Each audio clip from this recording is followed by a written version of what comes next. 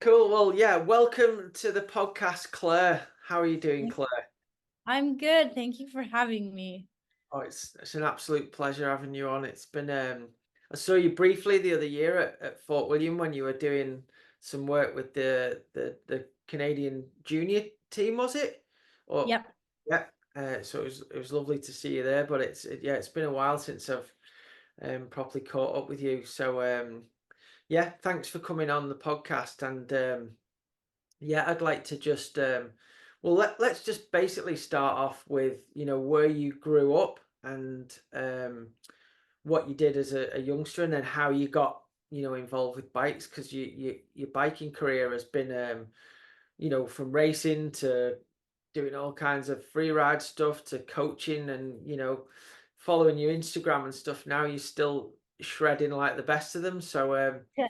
there was a little bit of insight on you and bikes.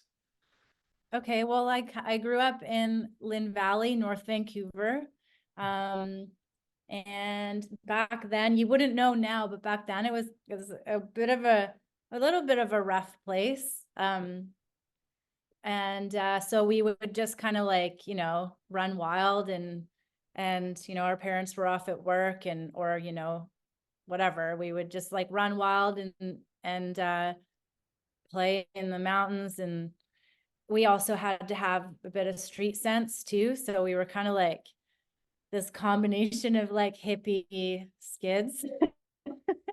um and yeah, I didn't start biking until I was about 20, Oh. so a little bit later. Mhm. Yeah, it was like it was kind of a big thing on the North Shore, right? So and I had an older brother and he was into it, so naturally I kind of wanted to do everything he did. Uh-huh. um and I kind of was lucky enough to grow up ski racing because my dad worked for Grouse Mountain and then he worked for Whistler, or on Blackcomb. So we got passes and you know I was able to go and learn how to ski from a young age. Um, and so I think mountain biking kind of like it transferred over, like learning or just knowing how to like ride and read terrain and Yeah. go downhill.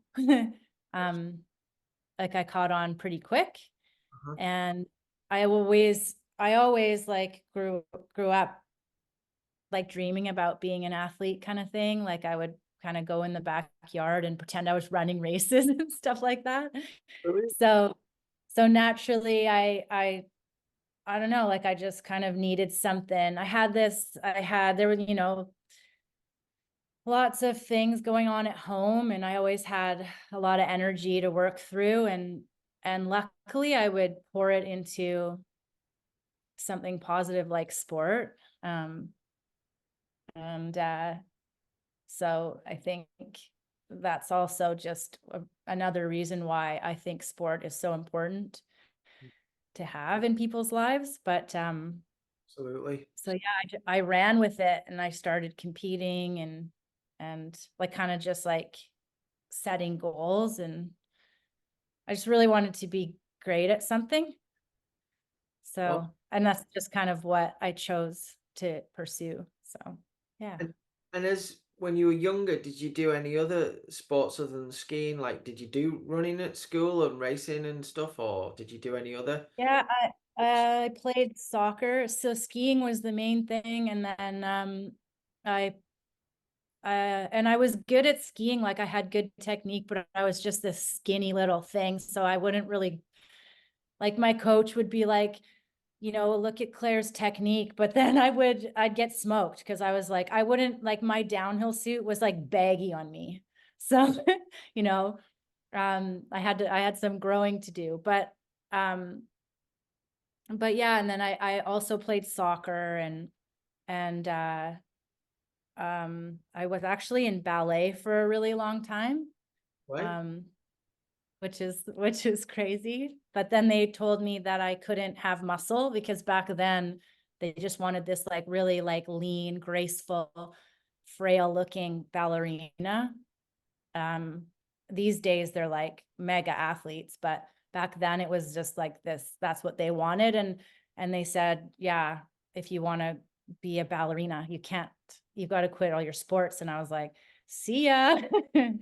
You know, I'm not gonna quit skiing and, you know, Yeah. soccer and all that.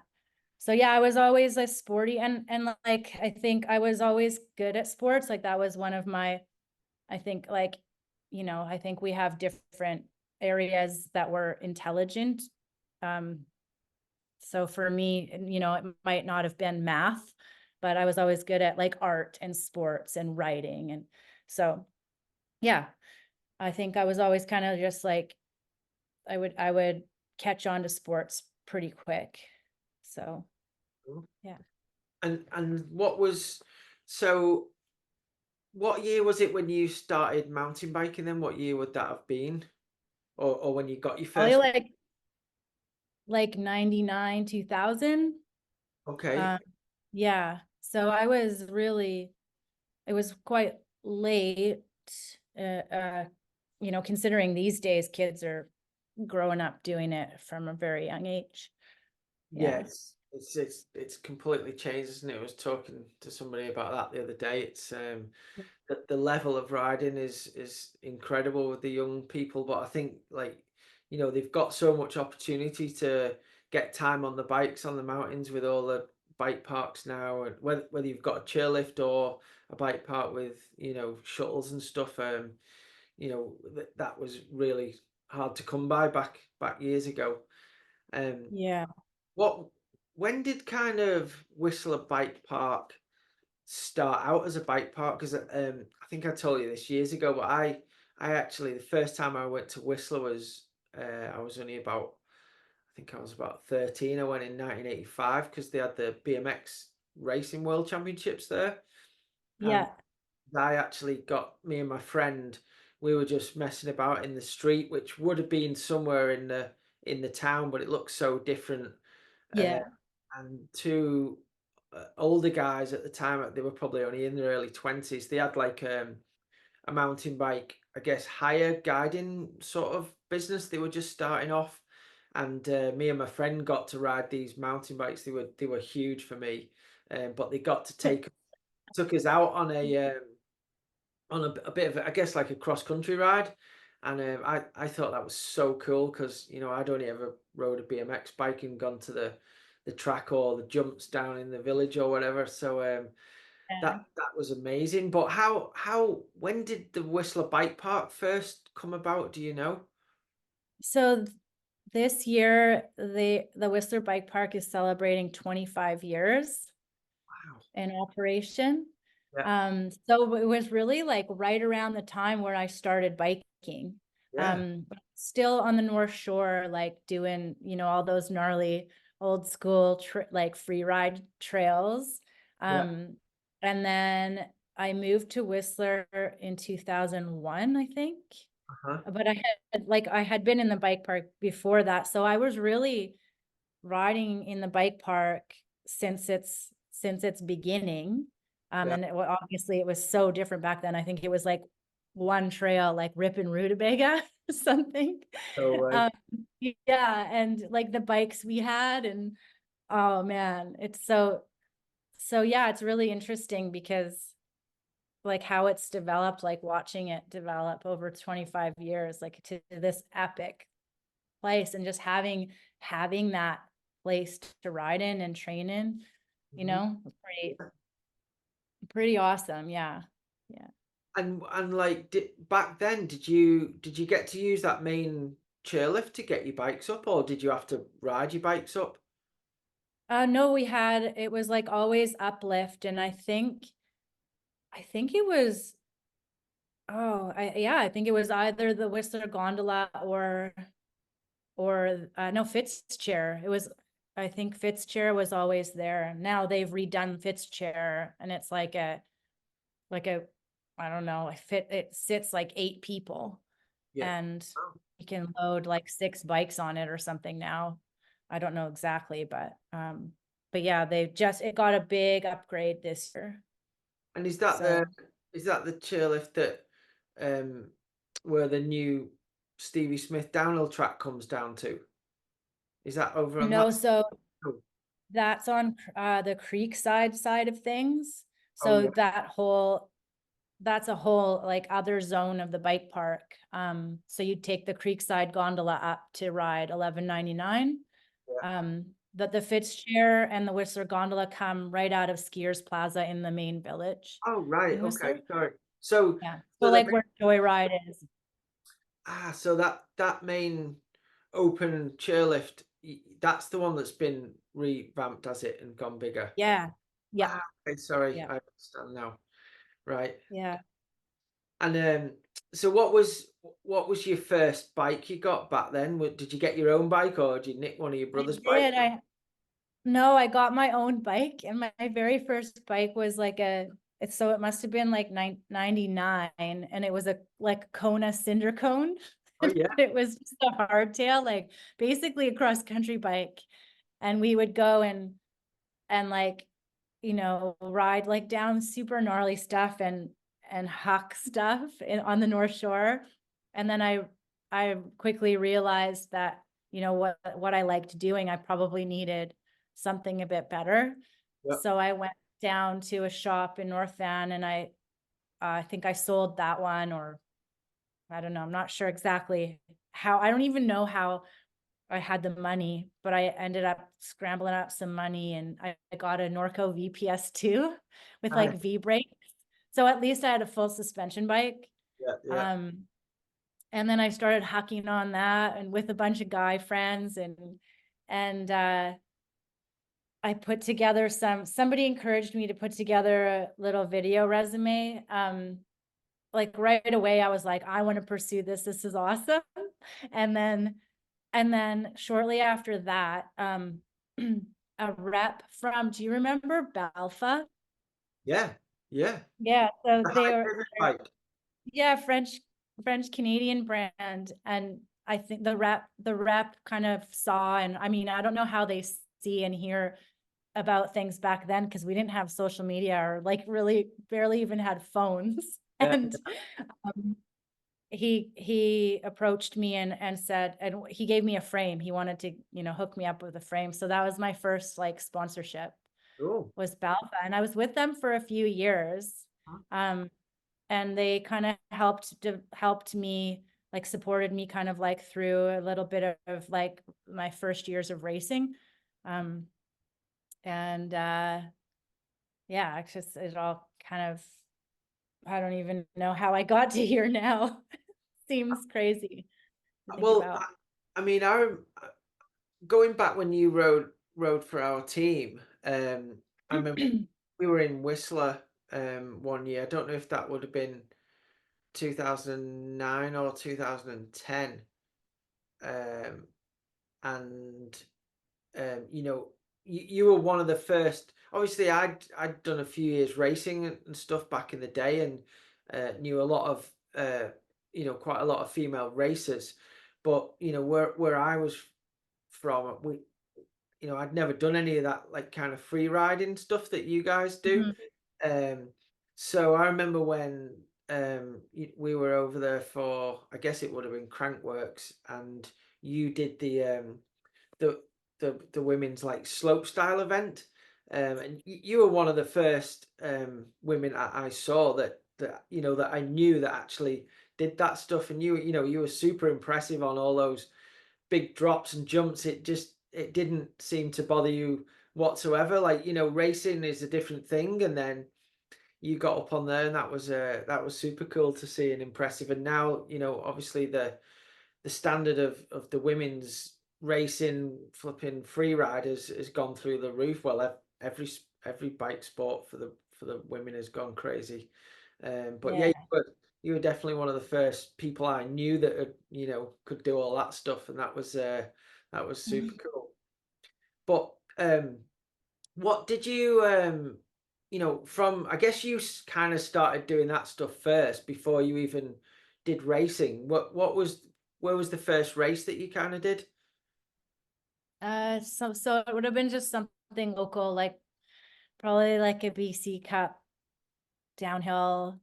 It feels like so long ago, and I don't really know it all. It's all like kind of mashed together in my mind, but probably like I think it was like Bear Mountain in Mission. There was a BC Cup.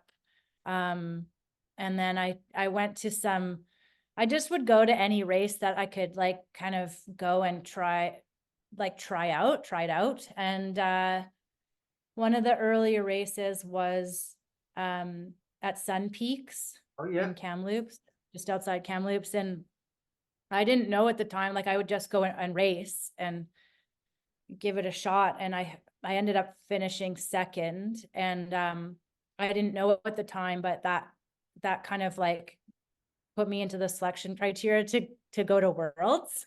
Yeah, And yeah. I didn't even know what World Championships was, or like I didn't know how points worked or how anything kind of worked. Mhm. And I was walking through the village because at that time I had already lived in Whistler, and I was working for a local bike shop, Evolution. Yep. They were supporting me too. And I ran into, my really close friend now, Katrina Strand, and she's like, "Hey, Claire, are you going to Worlds?" And I'm like, "What? Like, what's Worlds and why?" And she told me that I qualified for the team. And so like, I was like, fuck yeah, I'm going to Worlds. And then I just like saved all my, like I had no money. I was so hurting. No And way. I just was like, I'm going, like, like it's funny because I totally just like winged everything and I Brilliant. just made it happen. Yeah. And so, what year was that, and where was the race at? I think it was, okay, would it have been 2001 or 2002? And it was Kaprun, Austria. 2002. Was it? Yeah. So that was my very first world championships. And I had no idea what I was doing. Like I was a total. You were just saying, so you went to Caprun Worlds, and was that sort of organised by the Canadian Cycling? Did you go with them, or did you have to get yourself there? How did that work? I as a downhill athlete, I had to get myself there. But the accommodations were kind of like organized, and we could all stay together. And kind of like as a team. um, so yeah, I mean, that was a long time ago. And um, I just remember like being in awe, like, like all the heroes that I was just thinking about were there. And you were probably there. Were you there? Oh, no, I actually, I don't know. Like, well, I was there, but that year I had a bad injury um, in the States, and I injured my foot really badly. So I okay. didn't. I was supposed to be on the GB team for that race. We'd already all been asked and selected for the GB team, but I couldn't race because of my injury. So I actually went there and worked with the BBC doing the TV coverage for it. Oh, no So way. So you yeah, were already into that back then. that was the first time I did it because like I said, I told the British team I wasn't going, so I was going to be, missing that and being at home. And then I got a call off somebody asking me would I be interested in doing it. So I like I guess like you with racing at Worlds, I had no idea what I was doing. I'd never done commentary or anything with the TV in my life, so I just totally winged it. But I probably would have ended up commentating on your race run, I imagine. Um, No way. it's crazy, but yeah, I totally remember that race. And It was so a longer track, like it was really long. And I remember I was really sick, actually, like a few of us, some sort of illness went through our accommodation, and I was really sick. Like I barely could put my shoes on. It was really bad. And I had to go for qualifying, and I qualified like dead last because I could barely even make it down the mountain. And then for my race run, I don't think people were expecting me to be like I was still sick, but I was feeling a bit better. So I think people were just expecting me to be off the back because I was this, like, I was nobody, like no one had, seen me before. And so in my race run, I didn't think they were expecting me to come down so quick. And a truck was in my way. I had to stop. There was Okay. some sort of like vehicle crossing the course. And I had to stop for this vehicle. And anyways, they were like, asked me if I wanted a rerun. And I was like, no, I don't even care. I just want to go home. I'm Oh, so no. done. Oh, Yeah. no. Like it was really an experience, but yeah, I mean, it didn't really get me down. I was just like, first time, and I Yeah, knew that there was more to come. So sure. And Mhm. who else was on like the Canadian team that year? God, like if I want to say like I want Jeff Pendrell, maybe Mike Jones. I want to say my friend Deb McKillop and uh Cassidy. Like there was a few people that I mean, I see some of them now, but God, it was just like ages ago. I barely remember. Isn't it? And Yeah. and at that time, like how much into racing were you? Did you like know all the like superstar girls and stuff like Anne Caro and And Sabrina? Kara was like who I primarily knew. Like I did, yeah, of course. Like I knew all the top women and and yeah, like Anne Carroll was always I just always looked up to her like she was, like starstruck. Yeah, yeah. Um and gosh, oh, I think Vanessa Quinn was racing a lot back then, and oh man, it was pretty cool because there wasn't a lot of females around, like my little riding crew, so it was really cool to And, go. And and did you sort of get to know some of those girls at that race? Like, were they all cool with you and stuff, or did you not I really? was super shy. I just mind my own business. Oh, um but not at that race, but then eventually we started to, I started to get to know more of the girls for sure. Yeah. brilliant. And so after that, did that did that give you like a more of a goal? You wanted to go back to the World Championships and start doing the World Cups and stuff? Is how Yeah. that progress sort of thing?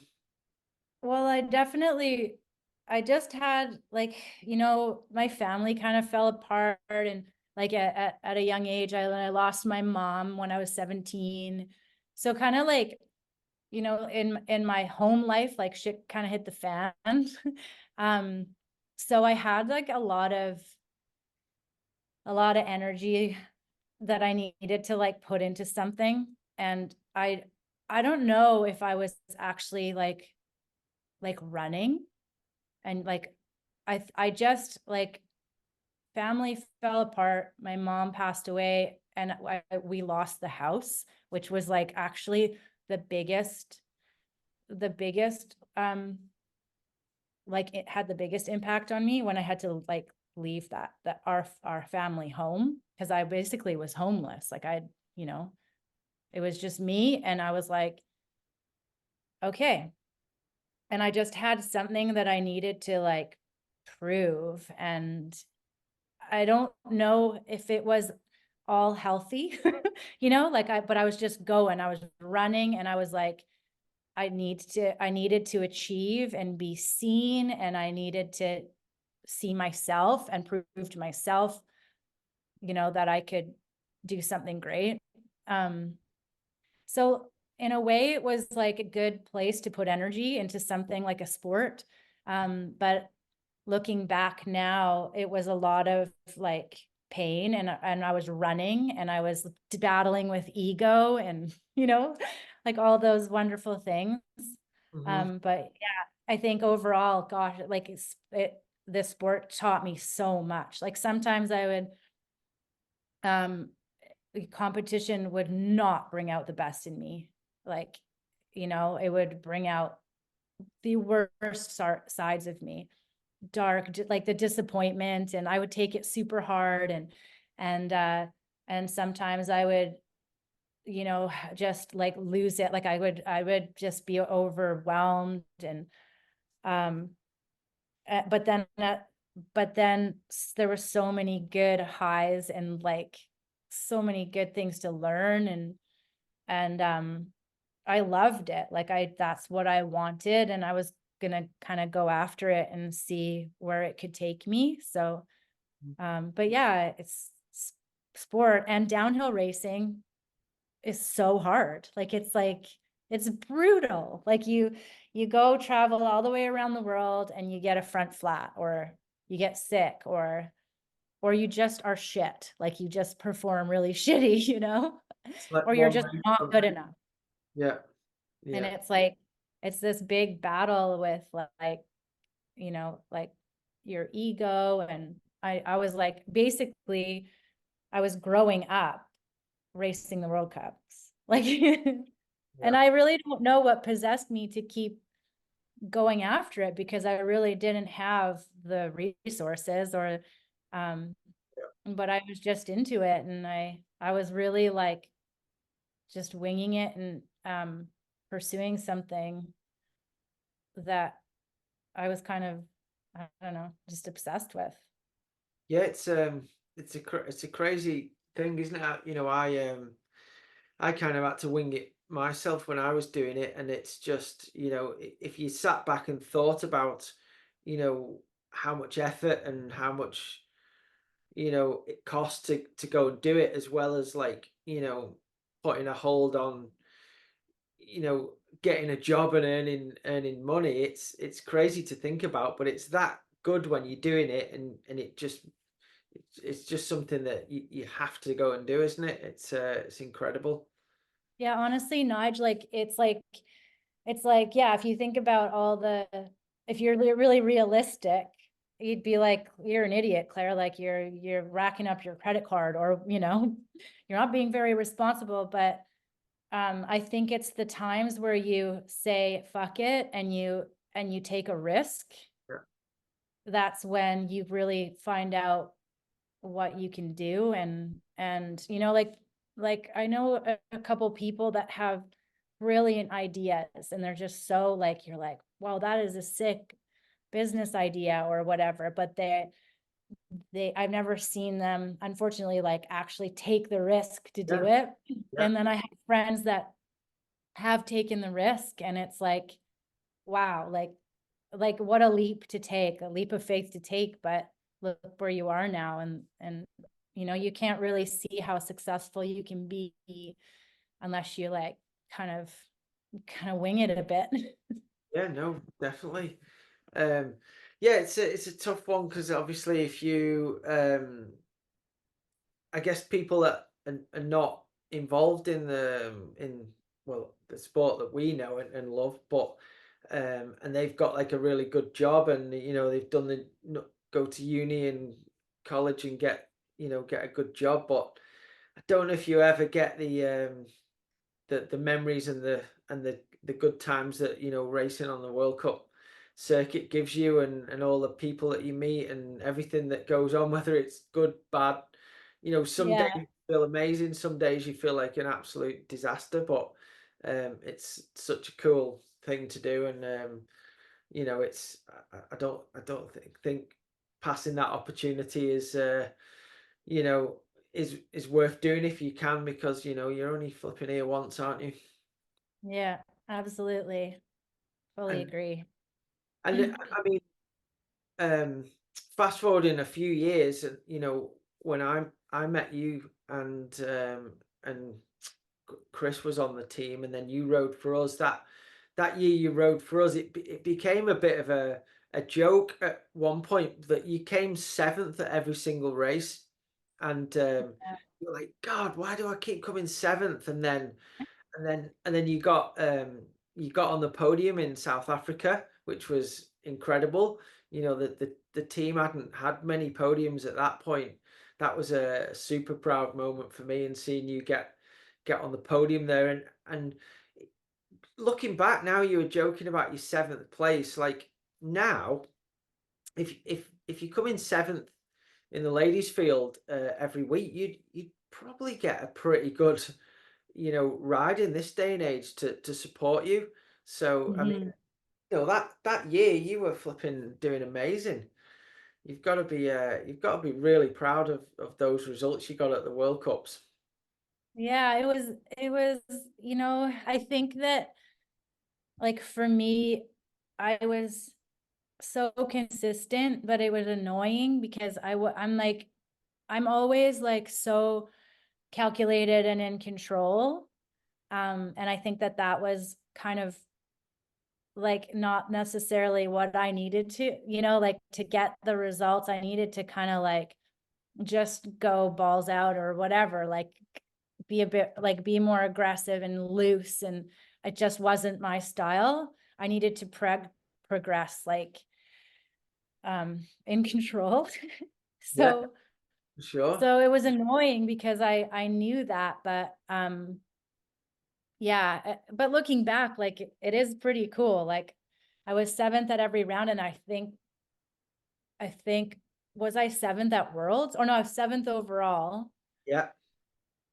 And then Uh, I think I was seventh at Worlds or something, and I couldn't believe it. yeah. It was, I, back then I thought of it as a curse because I really was pushing to get on the podium. Yeah. Yeah. And it seemed like no matter what happened, like every race was like an adventure. Like it's so crazy how in like 3.5 minutes of racing, so much can happen, Yeah. you know? Definitely. And like every time it's like this adventure that you had during this 3.5 minutes. Yeah. And yeah, that whole race weekend. But I ended up just, yeah, finishing slotting into seventh every time. Yeah. Um, but That's, yeah, looking back, that's pretty cool. Like, mhm. Yeah, for sure. And I mean, at that time, it was still early days for the race team. We were all trying to figure it out. We were working with Intense Bicycles and Jeff, which you've had such a long career riding those bikes. We were trying to develop the bikes, trying to make them better for the World Cup racing. We had certain sponsors, components that we were trying to figure out and stuff. So there's a lot going on with bike setup and everything else as well yeah, as you trying to get the results that you were going for, um, yeah, and you know like the um the racing back then to me I don't think it was wasn't any different to it is now. I think there's a few more, bigger teams and stuff, but the level of competition was just as hard. There's so many athletes yeah, in the men's and the women's field that made it hard to get onto the podium. It's been like that all along. You always seem to have the same few that can get onto the podium, and then there's a few other people just outside the podium, which you yeah. were that year, and then you managed to get on the podium. I mean, was that a massive relief when you did get onto a World Cup podium? I mean, there's not that many people can say they do that. Yeah, I mean, it was unreal, like to finally, and um, I think like coming from, like my background in free ride, because that's just what we did in North Van. I got good at jumping, and Yeah, you were great at I jump. it was definitely one of my strengths, and I think that that track in South Africa suited that. And I mean, I had so much support. I remember, well, like for first of all, Chris, who, when I met him, he really, like, he's really supported me a lot. And then getting on the team and having that kind of support. And I remember like Marshy was on the team, and there was a section of track that was like, all the jumps were sick, like I could hit all them and all the really technical sections. That there was a section of track where you really had to sprint, Yeah, and that wasn't necessarily strength. Like I wasn't like the strongest, um, strongest rider, or like physically. But I remember him saying, just imagine you're a 450. So I'd have that. It was my cue in that section, and I just hammered through it. Yeah. But yeah, just it was such a, I think, an achievement that was because of, all the people around me and that kind of having that little bit of extra support. Mhm. And just knowing that you have a team and, like a team around you is just, it's amazing, as opposed to just being a privateer and on your own, like, um, Yeah. but yeah, it was awesome. It was, of course, that was my first World Cup podium. It was amazing. Like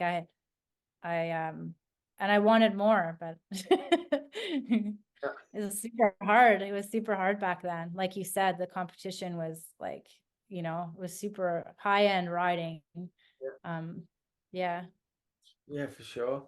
And I mean, from there, when you rode for the team, I think, were you on intense bicycles the year before? Did Jeff start?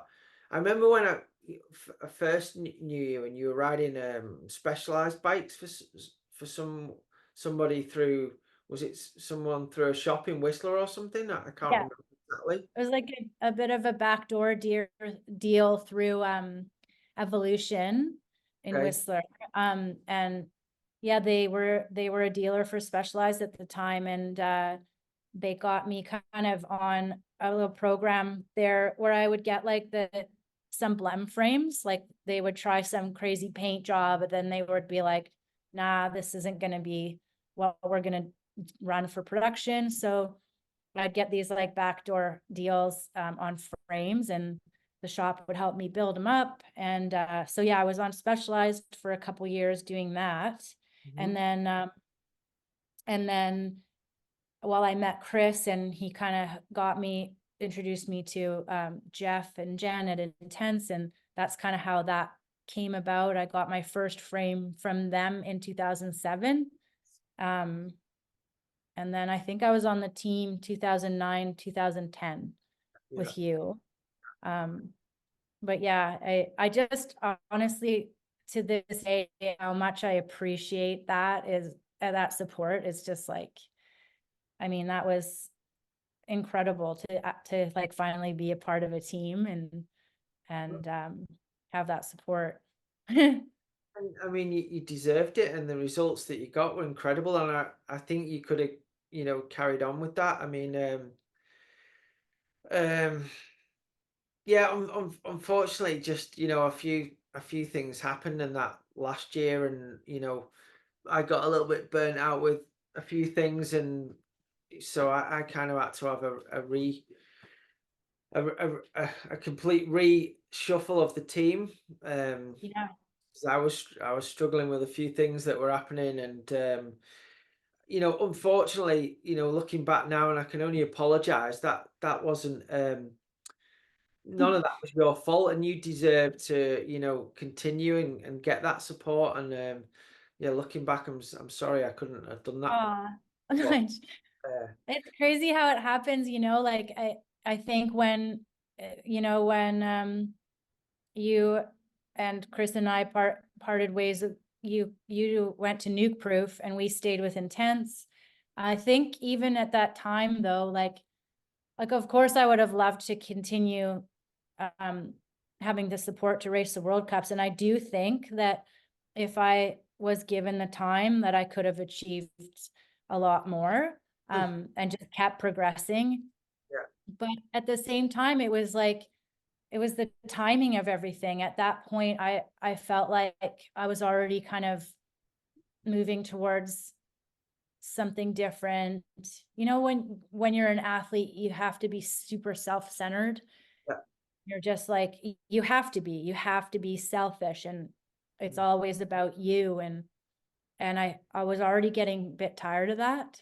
yeah, Like, I was already feeling kind of gross. Like I was like, this is gross. It's been all about me for so long. And so I think that you know, it was time anyways to kind of switch the focus. So I think that for me, the timing of everything, perhaps it wasn't like the magic timing for me to like really see where I could go with racing, but that's just the way it was. And I think I still played an awesome role, and I had such a rad experience with it all. And um, yeah, it's just kind of the way it was. And I appreciate everything that everyone has ever done for me. And then I'm now able to kind of pass that on. And when I did, like in 2011, that was the year that Chris and I started Kovarik Racing. Yeah.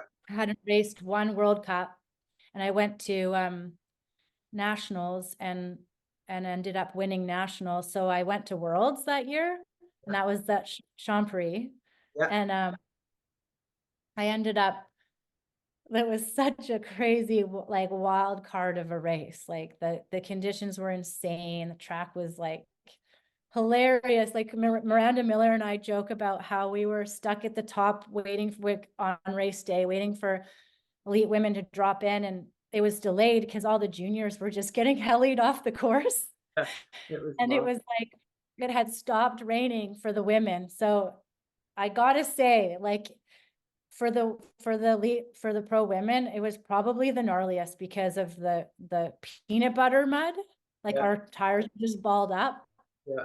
And then for the men, it started pissing rain again. So obviously still super gnarly, but A little. maybe a little bit like easier on the tires balling up, but then they couldn't see anything because they were just, it was so such a crazy race. But anyways, I remember Miranda and I at the top of the track, like this world championships downhill, and we're just sitting there waiting because there's a delay, and she's like, hey Claire, I'm hungry. Like she's like, do you have any snacks? Because by then we were just like, what are we doing? Like we're about to drop into the gnarliest track of our lives. And I just remember being like, fuck it, I'm fucking going for this. And Yeah. I had put my flat pedals on, and so I was ready. I was like ready to rally down this track. And I ended up finishing third. Like nobody had a clean run, but it was like, it was sick. And then, you know what is cool is it all came into full circle when after my race, because of course I was like, yeah, well, whatever, Claire, like you just survived and you came third, you know. I still didn't give myself the credit. And then I was watching the men's race in the SRAM tent, and it was just pissing down. And Yeah. Ann Caro, who was like my freaking hero of all time, came over and was like, Claire, good job. Like you, like she was the one that gave me credit and made myself realize that I What should you've give just myself done. credit. Yeah. I So mean, I'll never forget that, well, you that's know? amazing thing to happen. I mean, coming third at Champrix at Worlds in those conditions, like like you say, it's not just surviving, that's having the bike skills and everything Yeah. else to do that, you know. It's easy for people to say, oh, she was lucky because the conditions, but nobody else managed to get down and beat your time. So that's, to me, that's even more, you know, impressive than coming third on a dry, easier track, you know? So, Yeah, like you know, after she said that, I was like, yeah, I was like, I hit all those freaking jumps with like cross ruts on the takeoffs. yeah. And you know, with this much mud between my shoe and my pedal, like Yeah. it was insane. So I really did like have to be like, Claire, you did good. Like Oh, you're a good rider and you deserve it, you know? So awesome. so Brilliant. yeah, it was such a good memory. That's brilliant. And did that result and open up any more doors for you within, you know, what you guys were doing with Kovarik Racing? I don't think so. Like I think that was just for me. Like it was just for me to kind of, you know, have that moment um of Claire, you should be fucking proud of, you know, where you come from and what you've done. Like, Hmm. it was just a really nice, like little achievement or like icing on the cake kind of thing. And I think that I don't know if it's given me any kind of more credibility as an athlete or a coach. I think it was more for me, but I mean, but I'd say obviously everything else you've done gives you the credibility and just, your riding skills on the bike. But, a bronze medal at World Championships, there's not many people get one of them, Claire. So yeah, definitely, definitely gives you some credibility.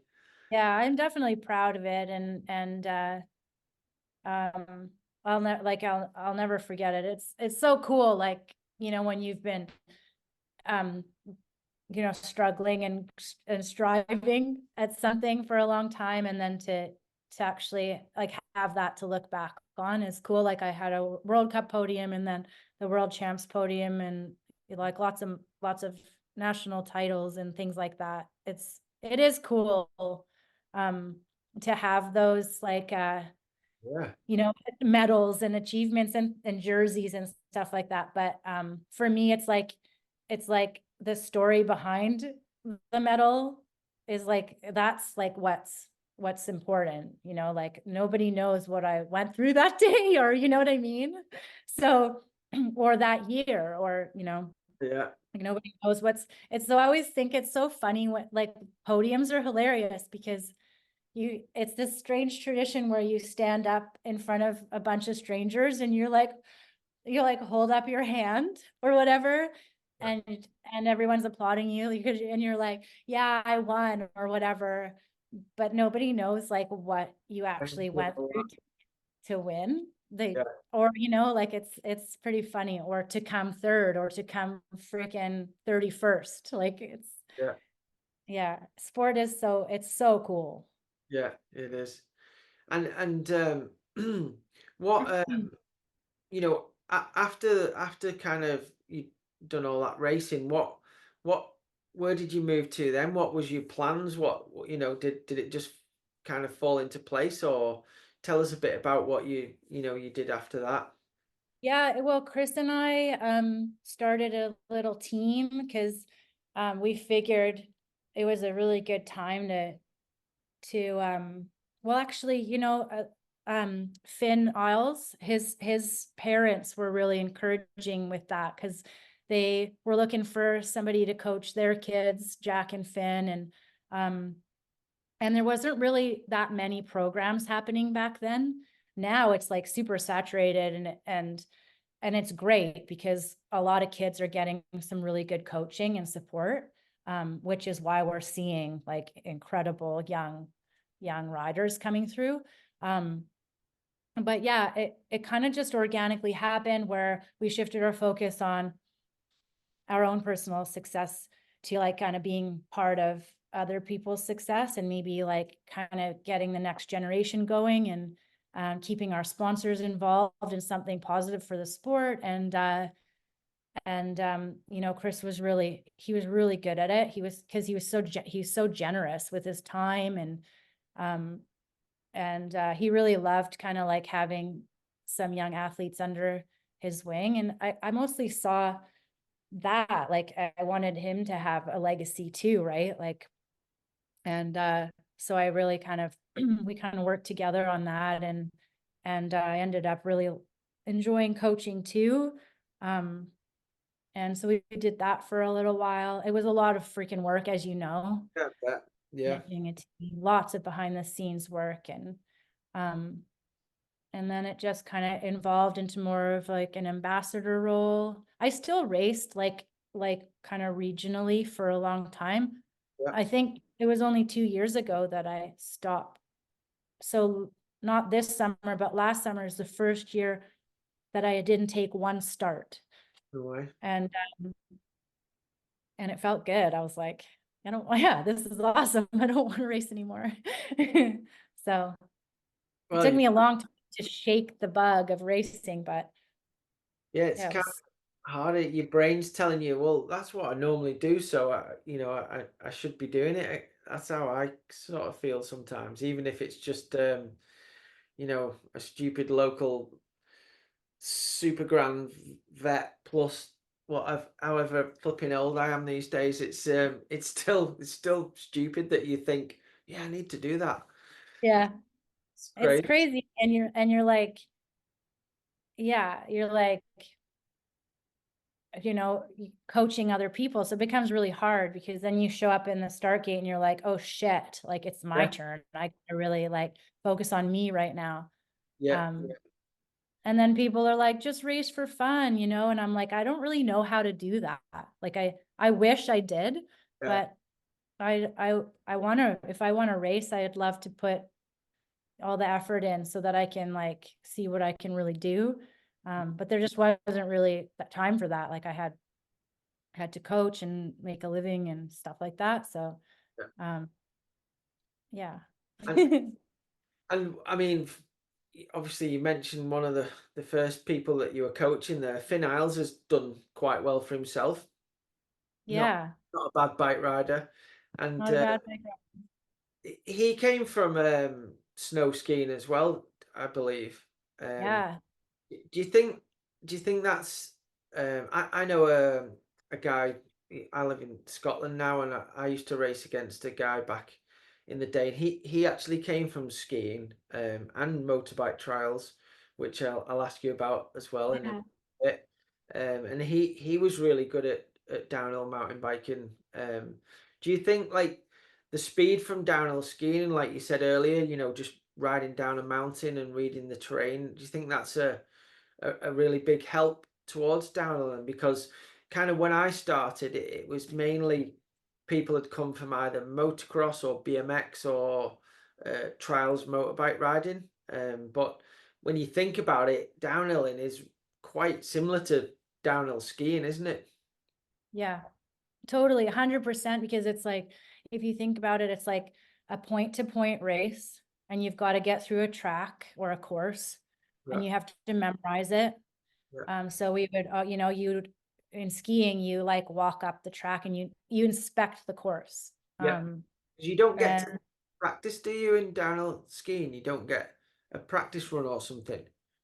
no, you have to inspect the course and then, gosh, I don't know how they do it now. If you get an actual like practice run, I'm not sure actually, um, how it works, but regardless, it's point to point and it's gnarly.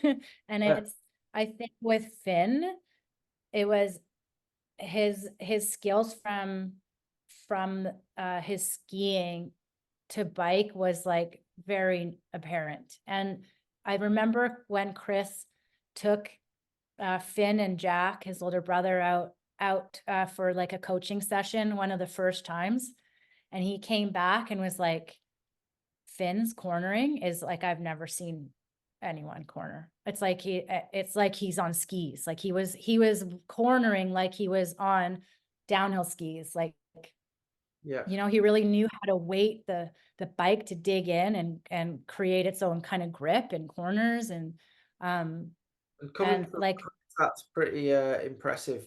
yeah, Chris was like, he was just like, he came back and was like, that kid is something. Like he's gonna go far if he sticks with it. So already he knew that there was something in Finn that, you know, was special. And and then yeah, Finn had to kind of like at some point, I mean, he was like 13 or even younger when we started working with him, like 12, 11 or 12. And then at some point, I think when he hit like 13, he had to decide between pursuing skiing and mountain biking because like he was that good. Um, at skiing, they kind of wanted him to, I think, Go. choose. Yeah, Um, and thankfully, he chose mountain biking because like all of us were so stoked on that. yeah, yeah. Um, but yeah, we're pretty proud of him here in Canada. It's pretty Yeah, cool. he's a phenomenal bike rider. I mean, I last time I was in Whistler, I was watching the A line race, and how he went over the last step up jump into the arena on the A-line track, like insane, like how low and like how he could scrub a mountain bike was, it just blew my mind. Like he's incredible at that stuff as well as Yeah. yeah, it's so impressive to watch. Yeah. Yeah. Fantastic. Um, cool. And so tell us a little bit about your time riding and working with Jeff and Jen at Intense as well, because obviously you're still riding Intense bikes now. That's been a long time. Tell us a little bit about that, if you don't. Yeah. I mean, it's just, I got my first frame from Jeff, in 2007, and it was a SOCOM. Yeah. And it was this like, yeah, this kind of gold raw painted SOCOM. Um, And yeah. it was like the only one of its kind of thing. And then, yeah, just going through like the racing, like race development of myself, the team.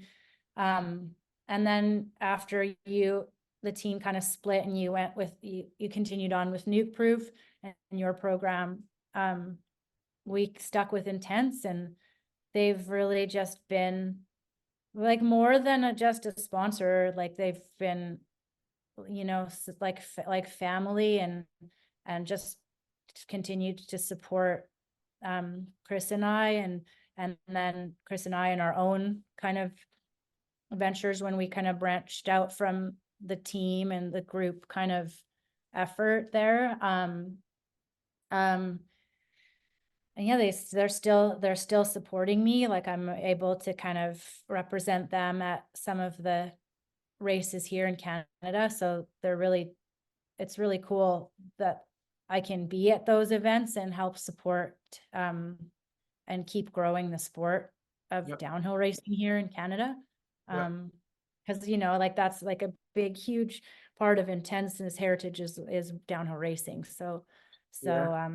I mean, I'm just super proud to still be a part of the brand and just have such a long relationship um, with the brand, and just like, I don't know, like Jeff and Jen are incredible people, and it's like a kind of a cool, family kind of boutique brand. It's small, it's totally unique and has these crazy deep roots in the sport. So Yeah. It's, yeah. it's cool, as. And have have you have you got do you still ride downhill bikes a lot, or do you mainly ride trail and enduro bikes and stuff?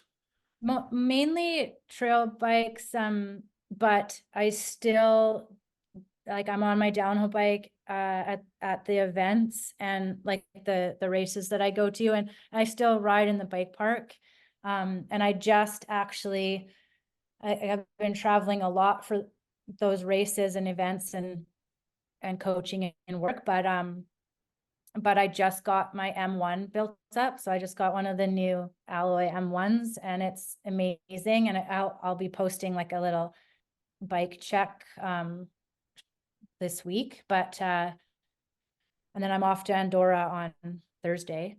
But it's unreal, Nige. Like you would, Well, it's just, I haven't had a downhill bike for quite some time now, and when I saw that bike come out, obviously I still watch all the racing and the World Cups and everything else, and seeing that bike develop, and then when it finally come out with the red paint on it, I was like, no way, that's the you know, at the moment that's the coolest bike out there, I think, for yeah, downhill bike, for sure. it's unbelievable. Like I still do love riding a downhill bike. So, in the bike park or at the races. Like at the races, I'll like go coach on course. Like I host a course walk it's just free for all women. Yeah. And then the next day I'll coach on course. So I'll get out on the track, and um then I'll go do a couple laps in the bike park, like somewhere else. And yeah, that bike it's insane. Like I've been on an M29 for a few years now. And it's just a completely different feeling bike. It's it's like it's a different design, still just as comfortable as any intense bike is to me. Like I hop on it, feel comfortable right away. Yeah. But yeah, like some of the holes in the corners, I was like, how did I get out of that? How am I here right now? Like you have no business getting out of situations like that. And yeah, I can't wait to ride it more. Brilliant. I've only had a couple rides on it. So, Well, that's what. Yeah, I mean, if I was to choose any downhill bike to get, that would definitely be the one I'd choose that's out there, that's available. Um, yeah, I'm getting more slower and scared by the year, Claire. yeah. Unfortunately, riding. I still love riding, but yeah, I've got to a point where now I went out to Morzine the other week, mainly riding with Harrison. It was his first time out there Yeah. riding some blue jump trails and stuff. But I was starting to think, do you know what? I think a downhill bike would help me over my enduro bike now on the bigger tracks. So yeah, I think I might have to build up a downhill bike at some point before I'm too old. Yeah, well, I think a lot of people are getting downhill bikes again. Like, for a while there, everyone had like a big capable trail bike, but honestly, like a downhill bike is just, you can't compare. You get on one and it's like it's a different sport, and It is. it's so nice to have.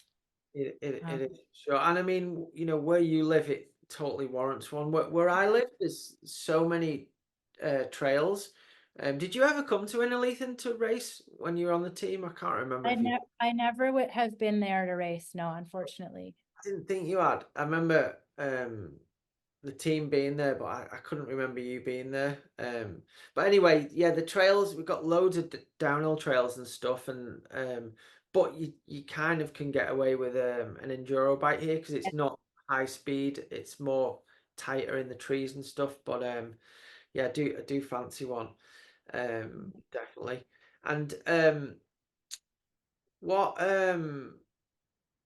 what do you? I mean, obviously you're doing a lot of stuff with the Canadian team and stuff now. Is that how long's that been going on now? How long have you been involved with the Canadian team and developing the young riders and stuff?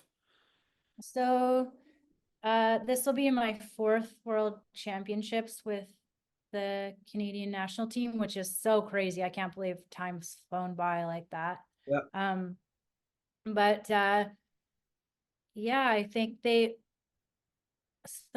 approached me with the opportunity 4 years ago. So before was it Val de Sol, I think, Uh-huh. and then so when I was racing, there wasn't a lot of support for downhill athletes, and they had some projects going, but it was still really tough, and it was definitely like there was some friction between the Canadian Cycling Association and downhill racers, just not receiving the right support, or not enough, and fair enough, there wasn't funding for it, but just not the right kind of support, and it just really didn't feel like we were, they had our back. But now with things have changed, and they've kind of restructured some stuff and really kind of are trying to provide more of structure and support and better projects for the downhill side of the sport. So that's why I agreed to come on as a national team coach, because I could see that they really cared about this. They really care about it. And so, yeah, it'll still be I leave in 2 days for Andorra for the World Championships, and which is super cool because I've raced there a couple of times. So far, all the venues I've raced at before, so it's so cool to like revisit them as a coach and like be able to kind of guide and support the juniors. Yeah. Um, but yeah, it's super fun. Like what I love about it is it's not so much like you don't just show up and teach bike skills, because they're already at the world championship, so they're Yeah. good riders, and it's too late. Like, you know. So what I love about it is just like the strategy and like, like the race strategy and Yeah. like, Whole line. week of the race and stuff. Yeah, totally. And you're just there to kind of guide them, and you're like watching them like grow and progress and learn and go through all the things that you have been through yourself, and so Mhm. you can just really offer good advice and guidance. Yeah. um and obviously be there like in a technical aspect, like course walk and being out on course, and um but yeah, all the logistics and stuff. But it's so fun, like to be coaching like at an event like that, Yeah. all the strategy and like the mental stuff. It's that you can pass on, like all the things that you learned and all of the things you wish you had when you were, you Yeah. know, racing yourself. Yeah, So definitely. And yeah. so what, I mean, just recently, obviously, we went off, we kind of, when I was running the team, the Nuke Proof chain reaction team, we diversed off for a while there and started doing the Enduro World Cups, which the Enduro scene was really growing over here and in Europe. It seemed like that was gaining more momentum than the downhill. I think like in the UK we lost like a proper downhill series, that was run by one organizer. Um, Yeah. and I think that's really important in countries. It's important to have your top countries riders at your national events, which it encourages the younger kids to come through and get to meet them and race against them. I think that's important. um and we kind of lost that, and enduro racing, there was more and more enduro popping up, and the Enduro World Series was gaining more publicity online and stuff, and obviously industry sells a lot more enduro bikes or whatever you want to call them over downhill bikes. So we kind of went off and did that for a while, and it was kind of building, and the races were getting better. And now it seems to me that it's sort of done a U-turn, and downhill seems to be of gained loads of momentum over the last few years. Obviously it gets more coverage because it's televised and stuff. But it just, when I went out to Morzine the other week, it seemed like there was a lot of people on downhill bikes. And what's the scene like? What's the scene like in Whistler and Canada?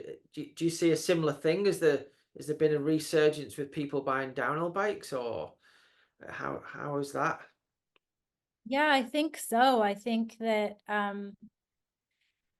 downhill's become kind of more, I don't know, I just feel like, it's kind of like the Formula One of the sport. It's like the highest, uh, it's like the highest skill.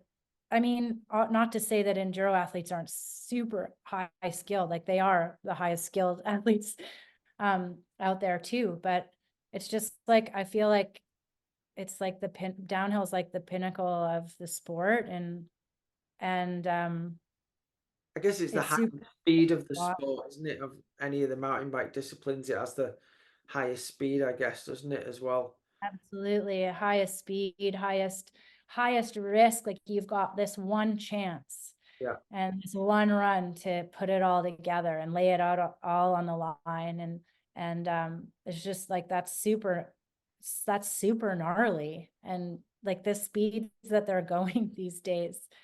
I mean, there's a reason why they ride downhill bikes Yeah. Yeah. because like the tracks and the speeds they're going warrant that. And it's like, I don't know, I do find that people are buying more downhill bikes and like more like a downhill specific bike for the bike park or their local bike parks, because because it's way more fun. Like Yeah. it's way more fun and it performs better. Yeah. Um, uh, and enduro, like there's plenty of enduro trails, like trails you can ride on an enduro bike. But if you're going in the bike park, you definitely got to try a downhill bike, because it's like, it really is different. It's a different sport. No, for Um, sure. I mean, if I lived where you did, or I was going to Mausian yeah. for multiple weeks a year, I'd definitely have a downhill bike. Um, So fun on a downhill bike, the bike park. Like yeah, a trail bike is exciting and it's fun, but a downhill bike is just like, it's so sick when you can just like really just lean into the bike and um like really like rally that terrain, and you're not getting like freaked out by the speed. yeah, yeah, yeah, for sure. Yeah. Well, I'll definitely look forward to seeing you on the M1. And what's the Canadian sort of downhill race scene like? Is there a lot of new talent coming through? Because when I go to Whistler, I just see these young kids that have got crazy talent on the big jumps and how fast they're going. I mean, they live in the, if they're able to ride that bike park a lot, it's just the amount of time that they get on the bikes is incredible, and how much variety of trails you've got there.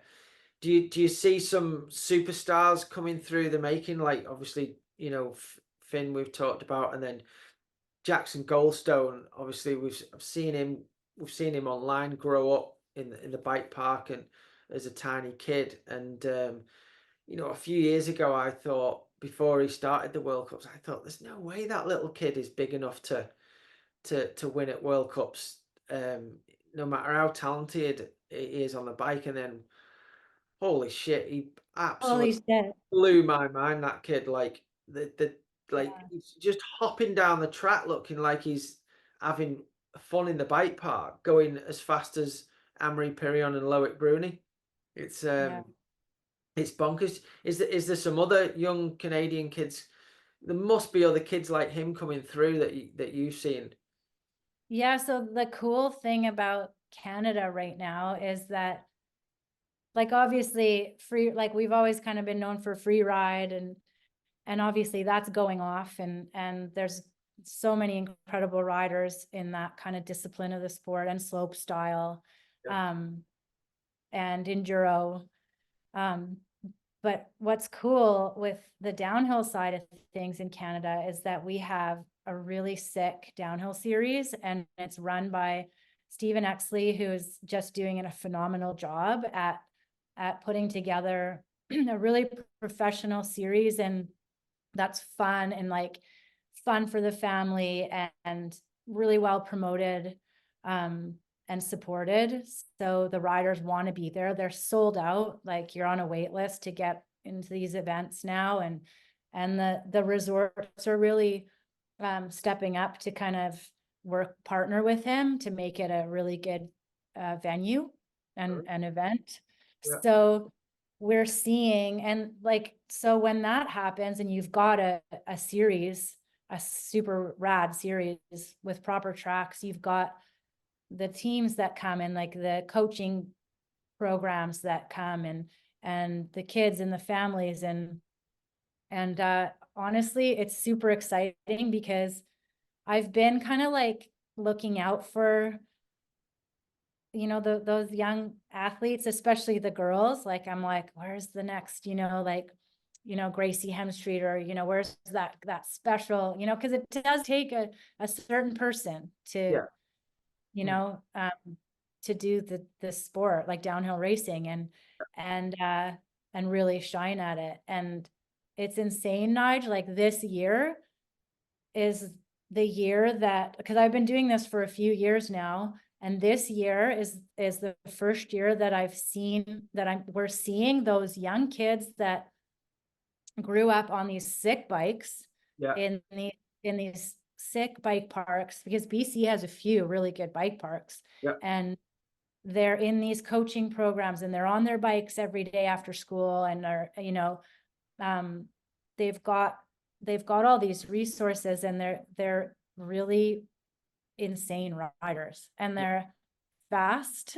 And this year we've seen like U15 girls, so under 15 girls and men, Yeah.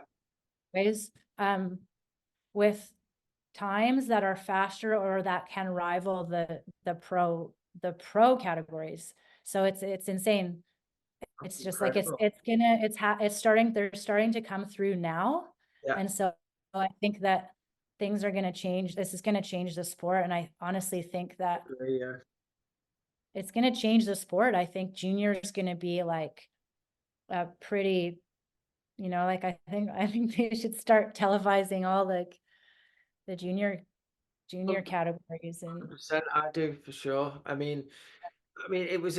Obviously there's always been, a few exceptional juniors along the way. Like I remember, I think going back World Championships, I know Nicholas Vulio back in the day got the fastest time of the day, I think, in the early years of the sport.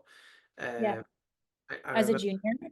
yes, yeah. Yeah. I remember Sam Hill, crashing in 2003 and getting the fourth fastest time overall. He would have he would have had the fastest time of the day that day if he hadn't have crashed. But and then obviously there's been some other um, fast juniors, but then until kind of the second year junior, when Jackson and Jordan Williams from the UK, they were putting down times that were, near close to. I think Jackson crashed at Val di Sole, and Jordan ended up winning that race and got the fastest Yeah. time of the day, I believe. But I think, and then obviously now you've got Asa Vermette from America, who's doing some incredible stuff. But like you just said, then I think in the next few years that's going to be something that's going to happen more regularly. The juniors are Yeah. going to be phenomenally fast just from the backgrounds they've had with on these training camps and bike parks that they've got accessibility to. It's Mhm. going to be flipping exciting. I just hope that the sport keeps growing, and the teams don't become too elusive and too expensive to Yeah. run. We'll have Yeah. to wait and see how that goes. But that's exciting to hear. And tell me a bit about that new Stevie Smith track that they had Crankworks downhill on the week. To me, that looked the most exciting downhill track I've seen, on the TV in a long time. Like it looks terrifying for me these days, but as a downhill racer, it just looks an incredible track. Yeah, so I remember when they first cut it in, the trail crew first cut it in, and this was quite a while ago, like several years ago. Mm. And they had Brian, I think Brian Finestone was the bike park manager at the time, and he had a few of us come and walk the track just to like give some insight and see how it was developing as a future kind of like World Cup caliber track. And Yeah, so I think it was like me, and I'm not sure if Tracy Hannah joined. She might have been injured and couldn't like walk down the track. I don't remember because it was that long ago. And Mick Hanna and I think Bernard Kerr came along, and we just walked the track, and we were like, oh yeah, this is definitely like World Cup caliber track. Like they just wanted some feedback from riders that know yeah, what it's like to race a World Cup track. yeah, And we were like, oh yeah, this definitely has potential. Like it was gnarly. It had all the technical, consequential, like big jumps, yeah, really technical steep sections and and lines, lots of like line choice to kind of navigate, and then the high speeds. So it had kind of everything.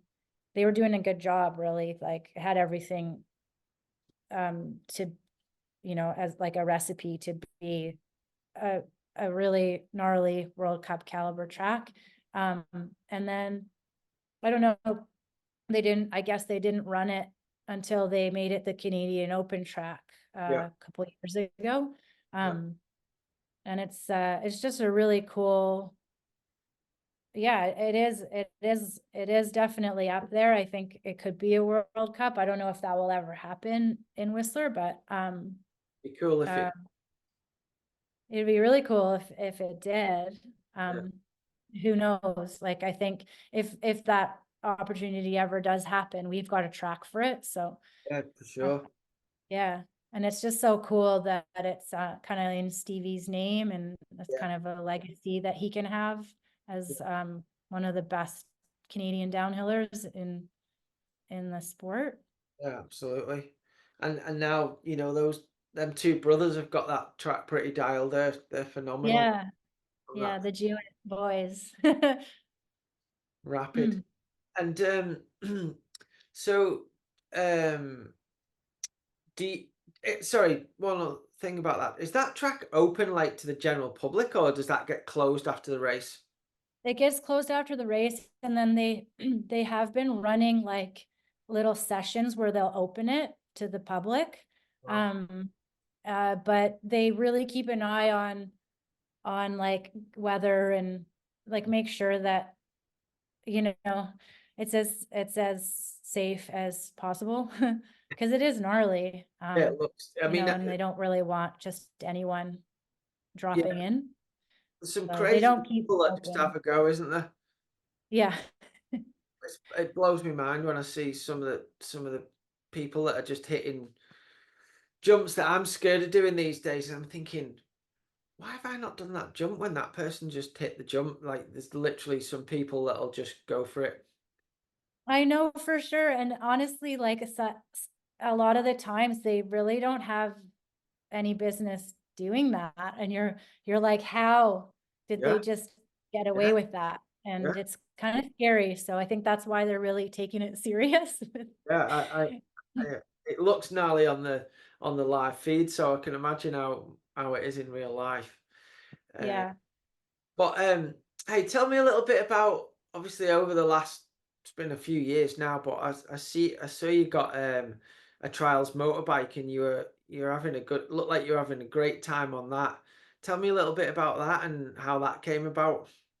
Well, I was like, Chris and I talked about getting them for a few years. Like we just kind of talked about it. And then I just like he couldn't get his shit together, so I was like, screw it, I'm getting one.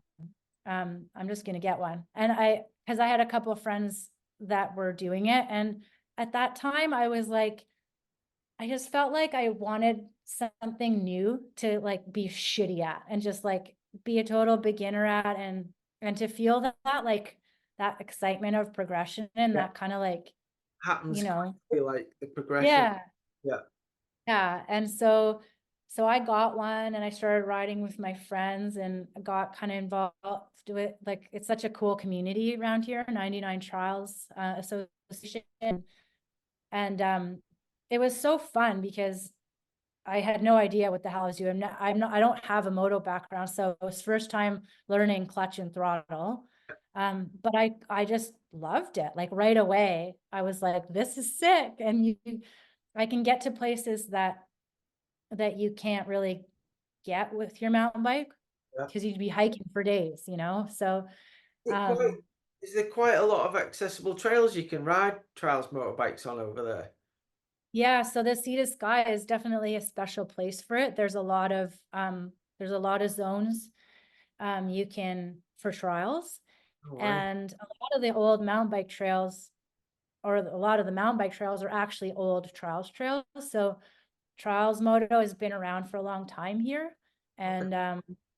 And so yeah, it's sick, and it's just like a new community of people, and I really just needed something new, and I love it. Like it's so fun to like set little goals, and because with mountain biking, like I still love mountain biking. It's like my number one sport, but if I wanted to progress more, it would get really dangerous, and I don't, you know what I mean? Like not interested in like axing myself anymore. I've had so many bad crashes and injuries on a mountain bike. Um, so yeah, it's just fun to kind of be progressing at a different sport with a kind of new crew of people. And then when I get back on my mountain bike, I feel like, like more refreshed and Yeah, makes me appreciate my mountain bikes more. yeah. And it So definitely, yeah, there's definitely a few things that translate from one to the other, isn't there? yeah, it makes me a better climber on my mountain bike or just a rider. Like they both really complement each other. And I think the reason why well, with my mountain bike background really helped me to progress at Trials Moto. And Yeah, it's just for fun. Like I've done a couple of little comps, but and people have encouraged me to kind of do more comps and things like that. And I just don't really want it to become that for me. I want to just be challenging myself. Like I don't really want to compete. yeah. Um, and I'm more like, I don't know, I call myself like a free ride trials moto. Like I'm a trials moto free rider. So, brilliant. And it is kind of like that around here. Like you go for rides. Like you don't, I think Yeah, traditionally trials moto is like you kind of play on a few features, yeah. really technical features, but around here it's like you go for these big adventures and That sounds the like train more is fun to me. insane. You would love it. Like you would absolutely love it. I Yeah. would. It would be. I mean, where I live now, all the like the mountain bike trails were originally like motorbike enduro trails and stuff, but Okay. Yeah. you're not allowed to even ride motorbikes around here anymore. You know, in the Yeah. hills. It's yeah. If you do that, you get frowned upon. It's pretty like it's all private land and stuff. It's all forestry land. Yeah. But the forestry allow the mountain bike trails to be there. So you know, it's kind of like they don't want motorbikes up there now that there's Yeah. mountain bike trails. So obviously, Hmm. I didn't sneak up there once with a local guy that's lived here his whole life. Obviously, I didn't do that. But if it was allowed, it would be amazing. So I can't even imagine how good it'd be where you live. Yeah, it's so sick. Like I think it's important that like enduro moto bikes stick to their enduro moto trails because obviously it does a lot of damage. Like it can Yeah. do a lot of damage. So, But trials is sick because you're like riding rocks and obviously dirt and roots and stuff like that. But it actually honestly does less damage than mountain biking, yeah. going like biking down something. So Yeah. it's pretty cool. Like there's like I haven't ridden half of the trails that are No, in this sky trials moto trails. brilliant. So yeah, it's pretty sweet. I'm so stoked that I decided to just go for it and get one. And like I totally YOLO'd. I got myself a 300. No way. I, Straight in. yeah, like I went straight into the deep end. Go on. And now I'm on a 250, but I think eventually I'll go back to a 300, but it's so fun, Nige, like Yeah. it's so fun. It's so like it's so exhilarating and like addicting. And my friend, one of our friends from our little riding crew, he's like, what did he call it? Fun per dollar. It's like the most fun per dollar. You're right. You're right. Yeah. And what's the e-bike scene like over there? Do you have an e-bike that you ride regularly or?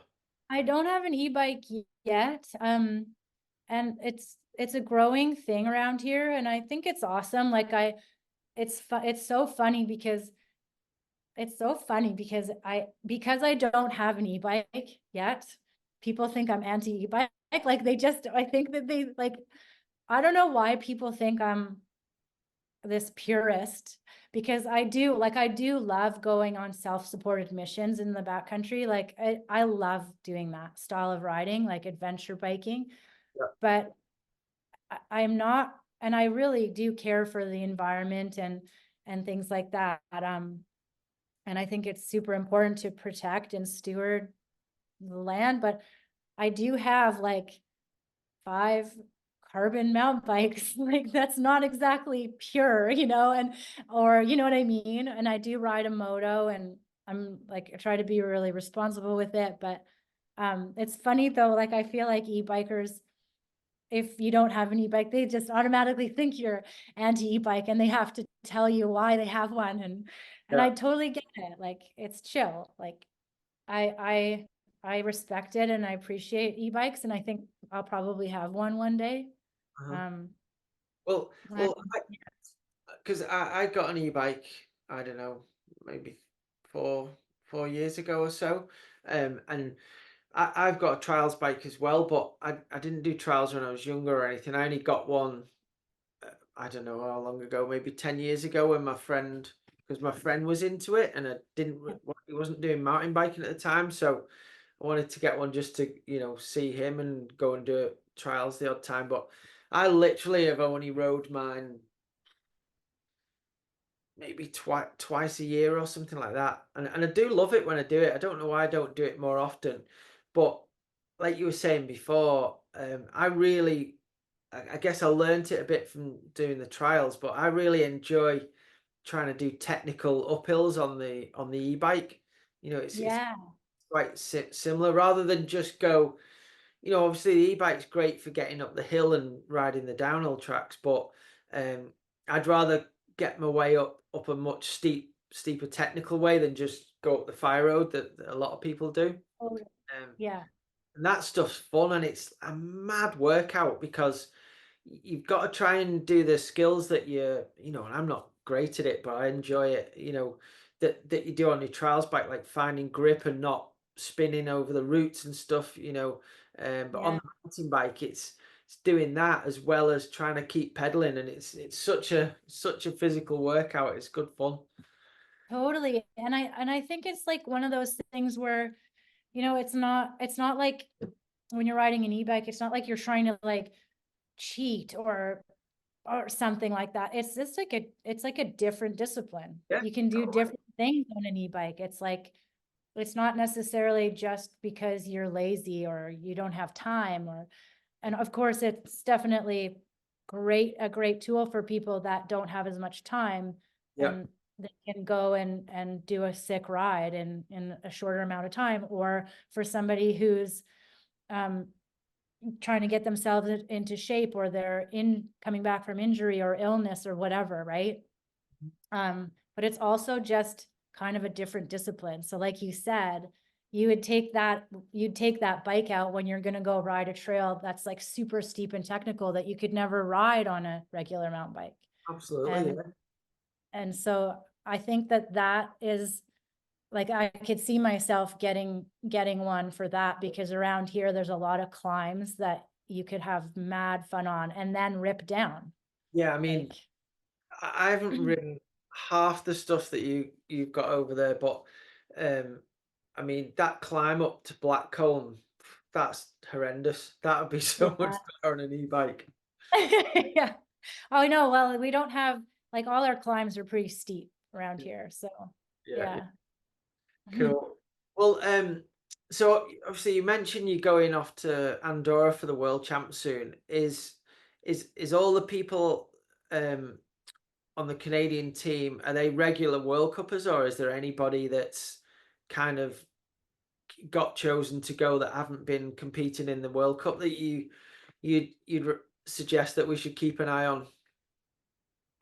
So there's a couple that have been racing World Cups this season. So for the juniors, I'm, like Dane Jewett and John Mozell. Um, I actually haven't seen the official um like selection. I have to go through the tech guide this morning, but um and all of that stuff. But because we just had our national champs, like not this past weekend, but the weekend before. So it'll be a mix of some that have had experience and some that have had none, and it kind of always is that at the World Championships.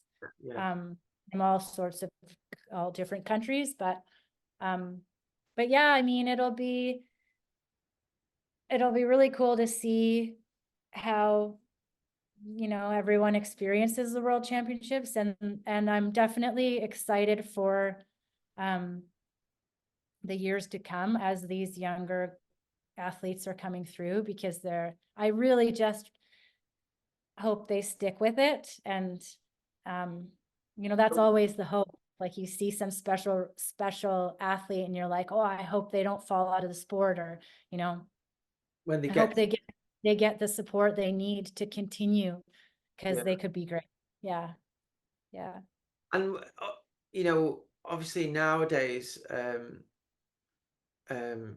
back in the day, Ankara was phenomenal. She basically won everything and won so many titles. I don't. There's always a special rider in a certain era, but for me, Yeah. Anne was super special. Who is there any of the current crop of girls that you sort of hold in the similar regard to Anne yourself? Is there anyone who really kind of does it for you in the results, skill wise, everything at the moment? Well, obviously, Rachel Atherton was like insane, always like legendary. She's not really currently at all the races, but I mean, I've always really loved Miriam Nicole, her riding. Yep. I just love watching her ride. I think she's sick. And oh man, it's hard because there's like obviously Valley Hall and Tane, who we've known for a Yeah. really long time since she was a Grom. Yeah. Um, Gosh, and then Cam Balanche, I think she's incredible. I mean, but yeah, as far as that kind of status, I think ACC is still up there for me. Yeah. For You sure. know, Same she's here. just, Yeah. yeah. We're all on the I same. mean, I don't know. It's a tough one, because I so admire all of the female Yeah. and male athletes. Mm. Um, you know what? And not just the ones that are winning, just all of them. It's incredible to just be out there going for it. Yeah. Yeah. With And all the different backgrounds and experience and, yeah. support. So And what do you obviously the the, the the women have totally stepped the game up and everything. It seems to me over the last few years, on a bigger scale. Obviously, the free ride stuff that some of the women are doing now is insane. Um, Obviously, with what your background, and how you love jumping as well as your downhill. And do you think if you were back in your early days now, do you think you'd be going to like do the hardline events like some of the girls are starting to do now? That's like blows my mind that they're doing that stuff. I don't know why it's blowing my mind, but it's yeah. Ali like. Yeah, absolutely. I think that I feel like, well, you know me and how I didn't like, I feel like I didn't necessarily showcase how I could actually ride in my racing career. Like, I didn't always showcase my all my skills, but and I do feel like hardline would be like my kind of style event, if I like not now, because I'm not up for that now, but Yeah, for but sure. like, back if I was basically where I was in my mind and Yeah, body then or now, yeah, then yeah, I think that the hard line would be kind of like right up my alley, yeah. I or reckon. something like that, or Rampage, or but it's not really the timing, we weren't really given that platform back then. The No. platform wasn't there for women, Mhm. and all the support wasn't there for women, and that's okay. It's happening now. Yeah, I mean, it's not really always okay, because I think we could have had more opportunities. But the point is that now, like, give women a platform and they will step up and they will progress. So I think that now that women are being given that platform to kind of like shine on, we'll see a lot more. Like, it's just gonna get more and more insane Yeah, to yeah, see what women are doing on bikes. Yeah. definitely. And then I guess at some point it won't even be a wow, the ladies are doing that. It'll just be a normal thing. Yeah, for sure. So like, if you think about it, like even like at slope style at Crankworks, the men and the women, the women's category now, um the, I just hope that they keep it happening, because the men have had 20 years, right, to Yeah, progress to where they're at. And I think the women, for the amount of time they've had, they've progressed so much. And so I just can't wait to see, how that's going to evolve. yeah, We're going to be seeing some pretty cool things, I think. yeah. It's super impressive. Cool. Wait, is there anything else you'd like to talk about, Claire, in with your riding career? We've covered a fair bit. Then there's loads Yeah, more. You yeah, still, for sure. But you still, I still watch all your stuff on Instagram, and you go out. You seem to like go out riding with the dog and do some of the craziest shit going. I'm like, holy, shit, why are you doing that on your own with your dog? I know, actually, sometimes I'm like now I tell people a lot more. I tell people where I am, Yeah, because sometimes all I have, like, I get off work and I could just, like, I have time to go for a solo ride, and I go ride like this super gnarly trail. People think it's crazy, but for me, it's like, I've but done it for so long. I've done biking for so long. It's not really crazy for me, yeah, but sometimes I'm like, okay, Claire, maybe you should let someone know where you are. Um, but I think the bottom line is, for me, like, just to kind of like wrap up, is just like how grateful I am to have gone down this path and pursued biking and take the risk, and kind of end up where I am now. And I just still love riding my bike so much, and I love to like kind of showcase my riding still, like, and I just love to be in the place too where I can uh kind of be a part of other people's success now. I feel just really lucky to kind of have these opportunities, and I'm well, just you grateful. deserved it, Claire. You've deserved it. So.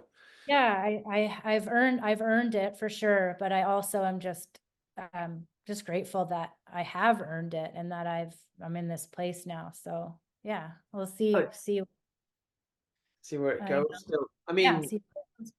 it's bonkers because obviously it's a long time ago and you're racing the World Cups and on our team, but you look exactly the same as you did back then. It doesn't I seem, think doesn't seem so. Did like. you though? Like, you look the same. Like, I think this sport, like, it is a hustle, right? Like, frick, is it ever a hustle? It's not easy. Like, you got to hustle in this industry and in the sport, and it it may seem like I've had a lot of good things happen, but there's been a lot of, like, it's been a lot of hard work and blood, sweat, tears, and all that cliche stuff. But it's like, I don't know. I think it does, in the end, it keeps you young. Like, Yep. the Yeah. sport keeps you young and fit, and I can go ride with a 12-year-old and they don't care that I'm in my 40s. Like, it doesn't matter. You're just like out riding with them. And I think that's the cool thing about biking, Yeah. is like, you forget your age. You're Yeah. just like kind of kid. I know when you get out on your bike, I still love riding myself, and I get out on my bike and I forget how old I am until there's something I'm scared of, and then I blame it on my age, even though it's nothing to do with my age. But um, but No, it's cool. I'm so happy to see that you still love riding your bike, Claire, and you're involved with. That's such a cool thing to be involved with the national team and going to worlds and stuff. It's I still love going watching the world championships and that. So I wish you all the very best with that, and for I'm sure you've got a long career ahead of you with all that stuff. And yeah, I'll definitely have to try and get out to Whistler at some point, because the few times I've been, I've always been with the team, and I've never even Yeah. hardly had any spare time. I'd love to go out and you can take us on some of the local stuff. Not some of the gnarly shit that you do, but a few of No, them definitely rock rolls not. maybe. And if you give me a heads up, we'll get you out on a trials bike too, because Yeah, you would love it. yeah. Like, I can give yeah. you a good laugh as well. Yeah. Oh, it's always a laugh with you. Like when I think about the times and the laughs we had on the team and the traveling and Yeah. uh so it's just such good memories. Yeah, it was good. It was good times. It was good times. Well, I wish you all the best for the Worlds. Have an amazing time when you go there. It'll be great.